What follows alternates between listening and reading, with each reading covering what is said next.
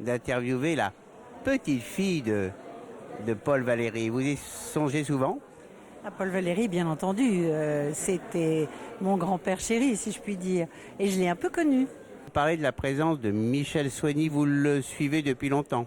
Je le connais depuis longtemps, effectivement. Alors, école, méthode, fondation, concert, où pensez-vous qu'il a le mieux réussi? La méthode, je trouve sa méthode remarquable. Méthode parce qu'il y a mis sa réflexion, son intelligence, mais aussi, pas seulement conceptuelle, des êtres aussi. Et donc, il a exploité tout ça avec une méthode pianistique extrêmement intéressante parce que très musicale. Il a créé, c'est plus la méthode Czerny parce que moi j'ai fait des gammes, des arpèges et tout ça et ça m'ennuyait terriblement.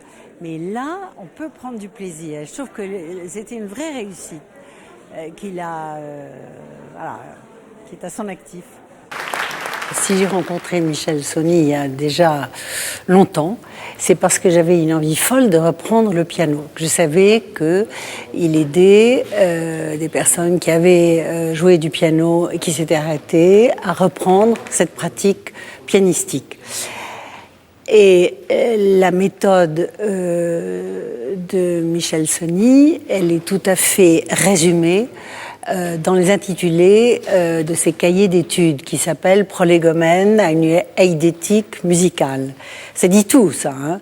Prolégomène, c'est l'introduction à un savoir, à une maîtrise, mais l'introduction. Mais c'est en même temps très rigoureux.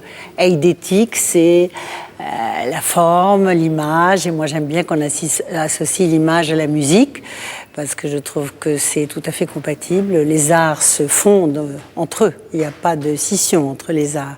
Et cette méthode de Michel Soigny m'a beaucoup séduite par ce côté justement à la fois ludique, harmonieux et aimable. Enfin, on avait envie de s'entendre jouer ces exercices de Michel Soigny. Et donc voilà, c'est tout ce qu'on peut dire, mais c'est concentré en